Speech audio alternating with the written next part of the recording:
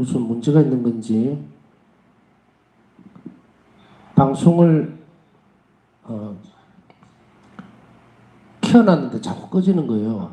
그래서 몇 번 이렇게 테스트 한다고 켜고 끄고 켜고 끄고 이걸 한다고 시간이 좀 지나버렸습니다. 이거는 어떻게 된 건지 모르겠어요.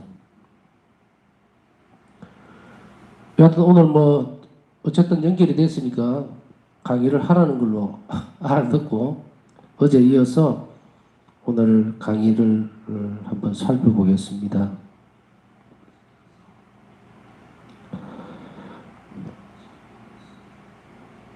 어제 바우스타 성녀는 자신이 하느님을 진실로 사랑하고 있다는 것을 보여드리기 위해서 자신을 완전히 소진시키고자 했습니다. 바우스타 성녀는 자신이 사랑을 증거하기 위해서 끊임없이 다른 무언가를 찾기보다 당신 자신을 봉헌을 하려고 했어요.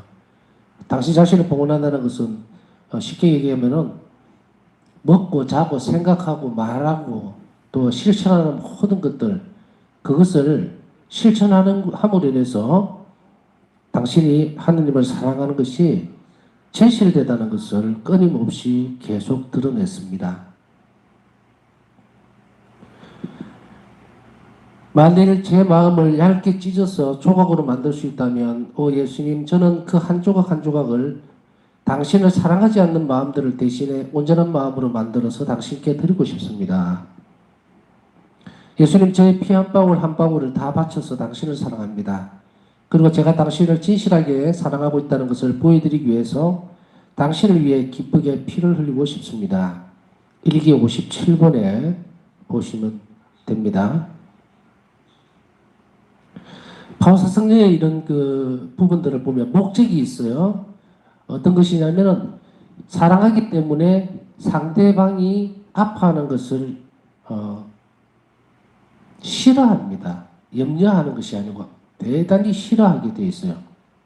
왜냐하면은 사랑은 상대방이 행복하기를 바라고 그 방향으로 나가기 때문에 그래서 예수님께 대한 바우스타 성녀의 사랑이 깊어질수록 바우스타 성녀는 어떤 것을 그 사랑의 진실성을 드리기 위해서 그냥 사랑을 실천했다 이런 것이 아니죠. 일기 내용을 잘 살펴보면요.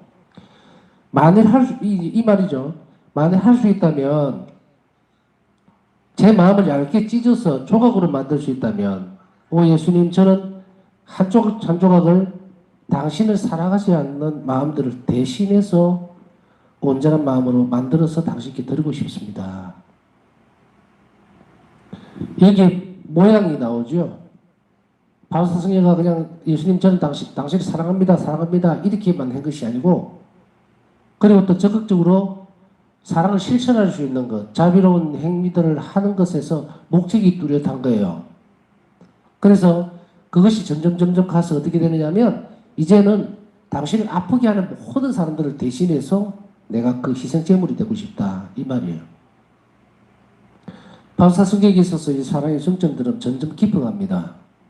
표면적인 것이 아니었지만 일단은 표면적인 사랑에서 시작해서 점진적으로 그것이 깊어가면서 이제는 대신해서 마음을 아프게 하고 상하게 하고 불신하는 사람들을 대신해서 당신 자신의 온 전체를 다 내놓겠습니다. 이렇게 함으로 인해서 사랑이 완성되어 가고 있습니다. 그 다음에 바우스타 성녀는 사랑이라고 하는 것은 자신의 전부를 선물로 주는 행위라는 것을 알았기 때문에 자신의 전부를 준다는 것이 무엇을 의미하는 것인지는 구태여 여기서 다시금 설명을 하지 않아도 알아들을 수 있겠죠. 사랑의 적점이자 사랑 자체이신 예수님께서 하시던 모습들을 보면 알 수가 있잖아요. 그러니까 예수님은 십자가상에서 온전하게 당신 자신을 우리에게 다 드러내 주셨다. 온전하게 다 드러낸다는 건 뭡니까? 생명을 내놓았죠. 피와 물. 이 피와 물이라는 것은 전체 다죠? 모든 것을 헌신적으로 전부 다 내놓으신 것. 이걸 선물로 주신 거예요. 그렇기 때문에 바우스타 성녀는 예수님을 바라보면서 사랑이란 하느님 주시는 신적 사랑, 사람에 대한 그 사랑이란 이것이고 우리 또한 거기에 똑같은 비례해서 똑같은 사랑을 드리기 위해서는 우리 전부를 선물로 드려야 한다는 것을 알아들었습니다. 그리고 또한 그것을 우리에게 가르쳐주고 있죠. 그래서 구체적으로 보면 고통이나 역경, 굴욕, 실패, 분심 등도 그녀를 하느님에게서 돌아서도록 하지 못했다. 바울사 성령은 어떤 것에서도 당신 자신을 온전히 하느님께 내어드리는 선물로서 생각을 했기 때문에 이 땅에서 일어나는 모든 일들, 일어났던 금방 그런 부분들, 고통이라든지 역경이라든지 모욕이라든지 다른 사람에게 오해를 받는다든지 하는 모든 것들을 그것 때문에 결코 하느님에게서 돌아서지를 않았어요. 이 대목에서 우리는 잠시 멈추어서 볼 필요가 있습니다. 정답이 다 나와 있잖아요. 정답이 다 나와 있어요. 구원의 도정에서 하느님을 참으로 사랑한다는 것, 하느님과 하나가 되고 싶다고 하는 것, 또 하나가 되어야 한다는 것에서 우리의 태도는 극명하게 갈립니다. 제가 아는 어떤 분은 냉담을 하고 있는데요. 냉담을 하고 있는 이유가 뭐냐 그랬더니 아주 정말로 너무 어이없는 본당에서 있었던 사소한 일, 본당 신부님하고 있었던 사소한 일 때문에 성당을 안 나가고 있다 이러더라고요. 그러면서 그 사이에 9년이라는 시간 동안 지금도 10한 2, 3년 지났죠. 이제 횟수로 보면 그러면은 본당 신부님이 바뀌었으면 가야 될 거 아닙니까? 안 가요. 그러니 스스로가 거짓말을 하고 있다는 것을 자기 삶에서 그대로 드러내죠. 제가 그 자매에게 부부가 같이 이제 열심히 다니다가 안 나오는데 제가 그랬어요. 그냥 묵주를 한 쌍을 줬어요. 묵주를 2개를 선물로 주면서 물론 기도 안 한다는 거 알아요. 그렇지만 성당 나가셔야지요. 어떻게 하셔야지요. 하기 그런 상태가 아니었고 그래서 묵주를 부부에게 주면서 언젠가 기회가 닿으면 성당을 가십시오라고 했는데 안 가더라고요. 더 이상 뭘 어떻게 할 수는 없죠. 우리가 하느님에게서 덕을 돌린다는 것은 이미 사랑이 실패예요. 사랑을 포기한 거죠. 그렇기 때문에 하느님에게서 덕을 돌리고 돌아서는 어떤 이유도 우리 하느님보다 귀하게 생각되어지는 그 어떤 이유도 있으면 하느님보다 더 귀하다고 생각하는 이유가 있으면 하느님이 떨어져 나갑니다.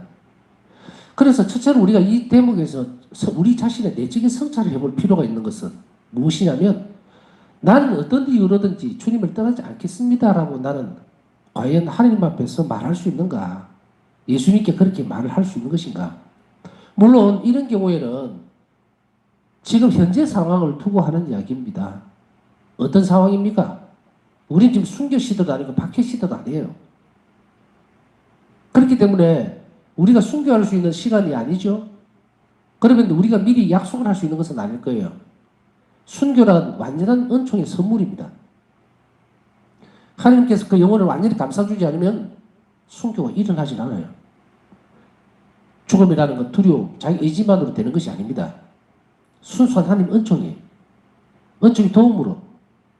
그런데 우리는 지금 박해 시대도 아니고 또 목숨을 내놓아야 하는 시대도 아니에요. 그렇지만 바울다 승려 시대에도 마찬가지였거든요. 그때도 순교를 강요당하거나 뭐 이런 부분은 아니었어요. 물론 전쟁 중이었기 때문에 1차 세계대전, 2차 세계대전 전쟁통이었기 때문에 어떤 목숨에 대한 위협은 지금보다 훨씬 더 많았을지도 몰라요. 그러나 이런 이유든 저런 이유든 어쨌든 살펴보면 우리는 무엇을 할 수가 있습니까? 지금도 우리 팬데믹 때문에 사실 코로나 뭐 역병이라 그러죠. 안심할 수 있는 상황이 아니에요. 눈에 보이는 전쟁 시기는 아니라더라도 일단 정말 불안전한 시대에서 살아가고 있죠. 자, 이런 여건들을 감안하더라도 바울사 승려는 그 시대에 뭘 요청을 했는가? 계속 은총을 청했습니다. 어떤 경우에도 주님을 떠나지 않게 해달라는 은총을 청하지 않으면 잘려져 나갑니다. 잘려져 나가요. 하나님 은총만이 우리를 하나님 곁에 머물 수 있게 합니다. 그럼 그 은총은 어떻게 획득되어지는가? 기도와 그거로서 얻어내야 돼요. 그렇기 때문에 우리는 자신만만하게 마치도 하나님을 절대로 떠나지 않는 듯이 그렇게 예수님 앞에 앉아있으면 안 돼요. 우리는 늘 나약하고 또 언제 어떻게 될지 몰라요. 우리가 예를 들어서 보면 우리 나약성들은 우리 스스로가 잘 압니다. 소소한 죄를 지었던 것도 있죠. 또 어떤 때는 큰 의도하지 않았던 의도했던 간에 계명을 어기면서 대죄를 지을 때도 있고 그래요. 그 상태가 뭡니까? 하나님을 떠날 수 있는 그런 기회와 유혹들은 내 주변에 얼마든지 우리 가운데 다 있다 이 말이죠. 그러면 여기서 우리는 무엇을 원해야 될 것인가? 말해야 될 것인가? 그것은 어떤 경우에도 주님을 떠나지 않게 해달라는 이 은총이 또 그런 기도가 반드시 필요하다는 이야기예요. 그래서 우리는 첫 번째로 이 부분들을 묵상하면서 나는 어떤 경우에도 하나님을 떠나지 않을 것인가? 그런 자신이 있는가? 그 자신이 있다 하면은 우리의 삶을 헌신적으로 주님께 드리면서 그렇게 지켜주시라고 청할 때 그때 자신감이 있겠죠. 1%라도. 우리의 결심 더하기 은총이라는 그 선물로 결합되어져야만 우리는 어떤 경우에도 예수님을 떠나려고 하지 않을 거다. 하느님과 우리의 친교와 일치가 깊어지는 데에 걸림돌이 되는 것은 뭐냐면 우리의 이런 상태들을 계속해서 잘 점검해 봐야 됩니다. 나는 마치도 평안한 가운데에서는 하나님을 안 떠나고 열심히 믿고 정말 주님 없이는 살 수가 없습니다 하는 것 같아도 우리의 내적인 저 밑바닥으로 내려가서 정말로 하나님께 아무런 어떤 포장이라든지 거짓 없이 들여다봤을 때에 우리는 기회가 닿으면 이유가 생기면 하나님께서 떠나려고 하지는 않는가에 대한 것을 늘 경계해야 합니다. 늘 조심해야 돼요. 우리 스스로를 믿을 수는 있겠죠. 자기 스스로가 어떤 부분들은 자신감도 있고 그러나 신앙적인 것, 구원에 관한 것은 우리 스스로를 믿을 수 있는 게 아니에요. 바울사 성도도 수없이 많은 걸림돌 속에서 인간의 나약함과 자기 자신에 대한 믿음들, 자신에 대한 것이 없었고 이 자신이라는 것이 어디서 흘러나오느냐? 오로지 하나님의 선물로만 가능하다는 것을 고백해내지 않으면 우리는 역경이라든지 이런 것이 닥치면 우리는 튕겨져 나가버립니다. 그렇기 때문에 우리가 진솔하게 하나님 앞에 늘 청해야 합니다. 하나님 나라에 갈 때까지 어떤 경우에도 주님을 떠나지 않도록 해주십시오라고 하는 그런 은총과 기도가 있어야 돼요. 그렇게 청하는 영혼들, 계속 자기 자신을 그렇게 하나님 앞에 내놓고 어떤 경우에 이런 은총들을 청하는 영혼들을 하나님은 어떻게 보는가? 귀하게 보는 거예요. 왜? 우리 생각을 해보세요. 10명이 있는데 내가 아주 친한 사람들이에요. 근데 그 10명 중에서 9명은 이유가 닿으면 도망가려고 하는 사람이 있으면 그게 모든 걸 주겠습니까? 안 줍니다. 어떤 사람이 그런 경우도 있잖아요. 재물이 많을 때는 사람들이 막 떨락거리고 이러다가 싹 없어져 버리니까 다 떠나가 버린 거. 이거를 우리가 진실한 친구리, 진실한 이웃이 이렇게 이야기하죠. 미처 그것을 몰랐던 거예요. 근데 우리가 하나님 앞에 섰을 때는 이 바울사 성경의 이 일기에서 이 내용들이 무엇인지를 잘 알아들어야 되는 거예요. 바울사 성경은 이런 고백을 하기 위해서, 이런 믿음을 드러내기 위해서, 이런 사랑을 드러내기 위해서 얼마나 많은 노력을 했는지 몰라요. 그것에서 첫 번째가 하나님 은총을 얻어내는 거예요. 토마스 학교는 성경도 마찬가지예요. 제가 죽더라도 주님 앞에서 떠나지 않도록 해달라. 많은 성인들이 이런 기도로 인해서 그런 은총을 찾아냈다는 거예요.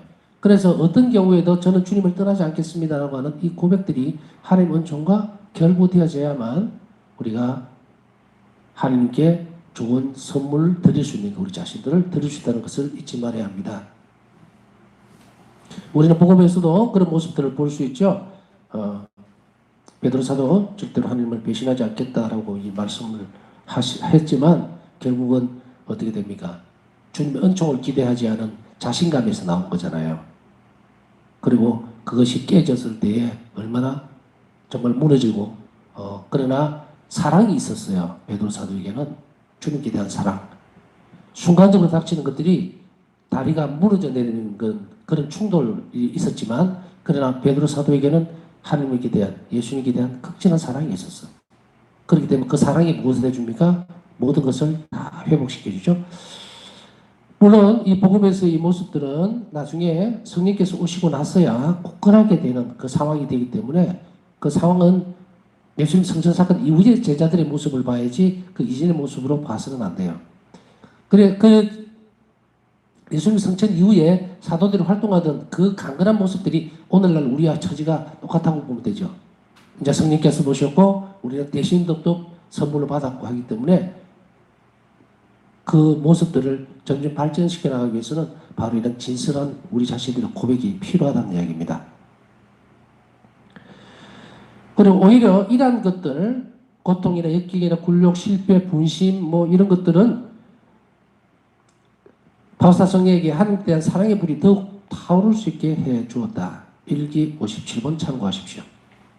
이것은 좌절감이나 또 굴욕이나 이런 상황에 왔을 때도 정말 예수님을 떠나지 않겠습니다라고 하는 그 의지, 사랑의 결단, 그것이 있으면 그런 것들을 두려워하거나 무서워하는 것이 아니라 오히려 하나님께 대한 더 깊은 사랑으로 영혼을 이끌어간다는 것을 바울사 성령은 일기에서 말하고 있습니다. 그 다음에 바울사 성령의 사랑 연습은 점차 성숙되어 갔습니다. 그렇죠. 여기 사랑 연습이라고 하죠. 사랑은 연습해야 돼요.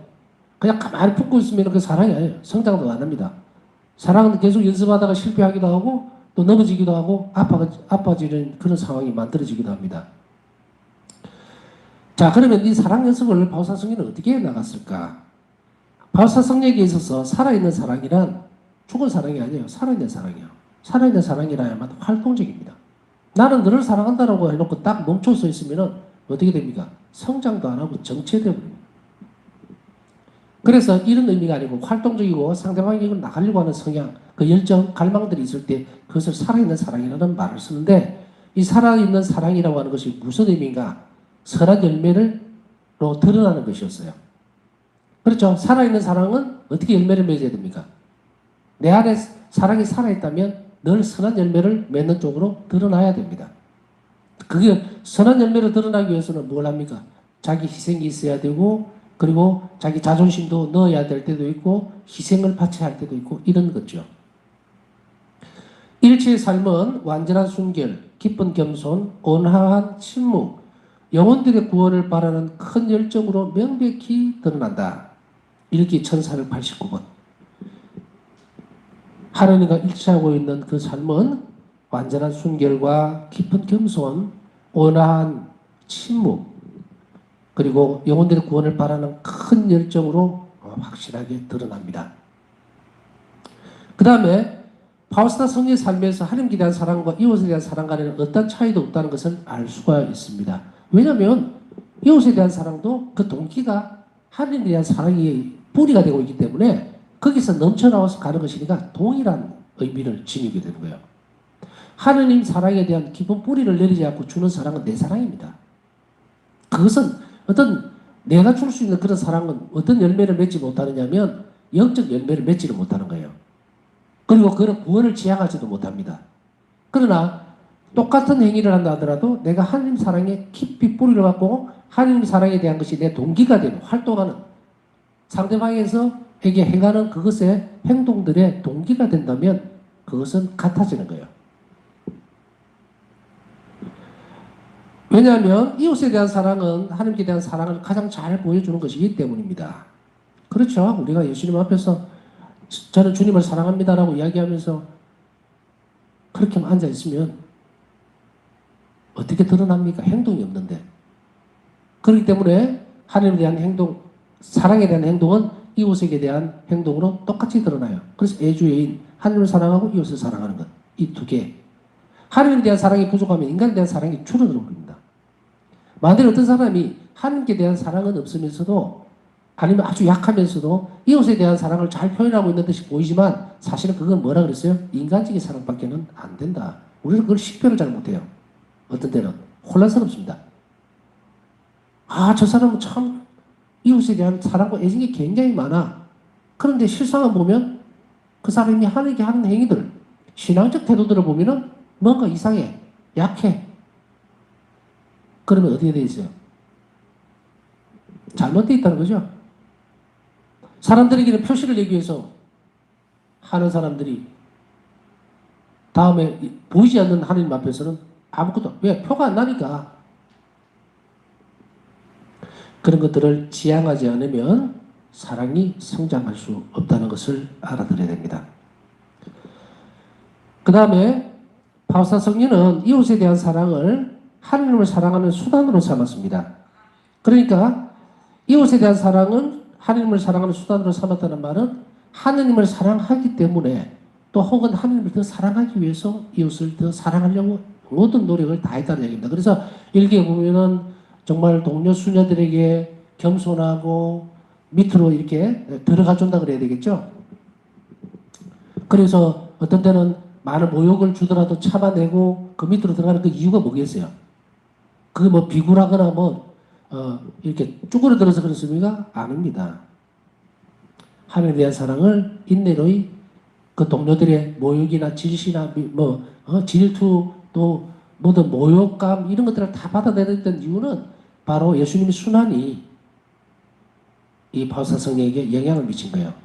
그래서 이 자기가 받고 있는 그 순환을 그 순환이죠. 일종의 인간적으로 보더라도 그것을 예수님 순환을 묵상하면서 그것과 결합을 시키기 때문에 그것은 하나님을 사랑하기 때문에 가능한 일이에요. 그렇기 때문에 그것을 하나님을 사랑하는 순환으로 삼았습니다. 하나님을 열렬하게 사랑하는 사람은 말과 행위와 기도로 그 사랑을 아낌없이 나눌 기회를 주위의 모든 곳에서 끊임없이 찾는다. 일기 1313번입니다. 하나님을 사랑하는 사람, 열렬하게 사랑하는 사람은 항상 주변에서 말과 행동과 기도로서 그 사랑을 아낌없이 나누려고 계속 대상을 찾습니다. 사랑의 대상, 사랑을 실천할 기회를 계속해서 찾아나갑니다. 이 정도에 따라서 우리가 이것을 아예 안 하면 하나님께 대한 사랑이 어떻다? 바닥을 치고 있는 거예요. 하나님께 대한 사랑이 깊어질수록 하나님과 일치와 유대감이 깊어질수록 어떻게 한다? 하나님 사랑을 발출시키려고 그래요. 그렇기 때문에 말이나 행동이나 기도로서 계속해서 그 사랑을 실천할 기회, 자비를 베풀 수 있는 기회를 찾게 됩니다. 이렇게 본다면 우리 자신들이 하나님을 사랑하는가? 어떻게 보면은 이 강의의 모습들을 쭉 따라가다 보면 사랑의 척도에 대해서 자꾸 알 수 있는 것 같아요. 사실은 잣대를 대주는 겁니다. 잣대를. 요만큼 자를 딱 갖다 대놓고 내 사랑은 어느 정도일까 딱 갖다 대고 지금까지 우리는 대상이 없었어요. 그냥 내 혼자서 하나님을 사랑합니다라고 했지 내 사랑이 어느 정도인지를 전혀 감을 잡을 수가 없는 그런 상황이었죠. 근데 바울사성의 일기에서 보면 사랑의 잣대가 정확하게 나와요. 그러면 우리는 그것이 부끄러운 일이든 부족한 일이든 뭐든 간에 내 현재의 처지를 이 제시해주고 있는 이 잣대 딱 갖다 대보면 수치가 1인지 2인지 딱 나와버려요. 그러면 내가 무엇을 더 노력해야 하는지 알 수 있게 되죠. 그러면 우리는 어떻습니까? 수월해집니다. 훨씬 더 빨라지죠. 그전에는 그냥 추정적으로 뭉뚱그려서 예수님 당신을 사랑합니다 이랬는데 이제 구체적으로 바울사 성령가 제시하는 그 기준에다가 딱 갖다 붙이니까 나는 뭐 이게 1도 안 나와. 0.1이네. 이렇게 될 수도 있어요. 실망할 필요는 없고 배웠으니 이제 실행하면 되죠.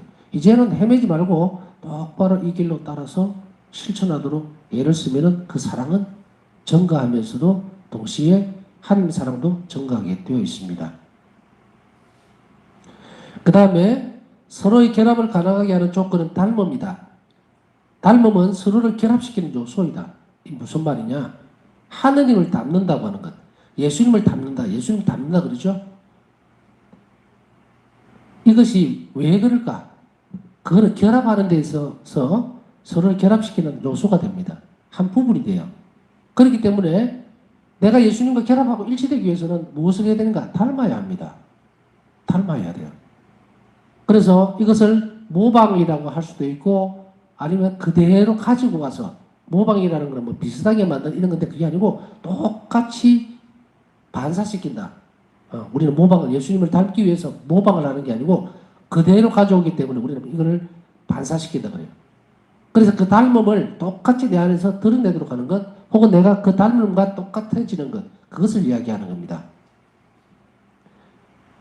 사랑의 최종적인 결과는 사랑하는 사람과의 완전한 결합입니다.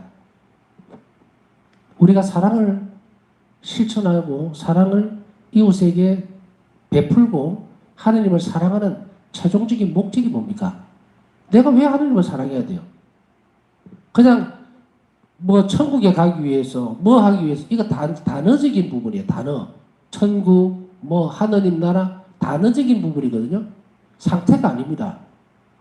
상태는 누리는 거예요. 그것은 뭐냐? 예수님하고 나하고 결합돼요. 하나가 될 때 누리는 그 상태, 그것을 이야기하는 거예요. 사랑을 성장시키기 위한 성녀의 초인적인 노력은 하느님과 완전히 결합하는 열매를 맺었다.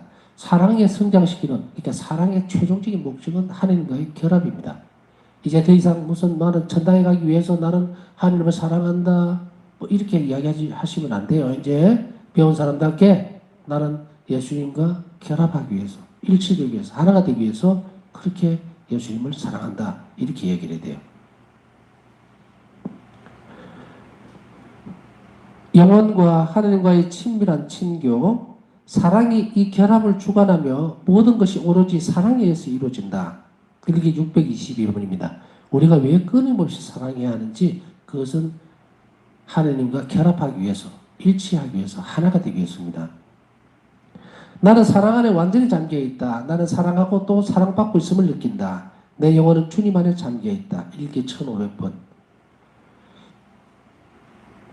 이 부분을 오늘은 두 번째로 제시를 해주고 싶습니다. 나는 사랑하고 또 사랑받고 있음을 느낀다.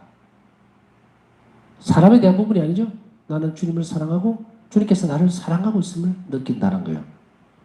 이렇게 깊이 있게 느껴지고 그걸 받아들일 때 우리 영혼은 예수님 안에 잠겨들 수가 있습니다.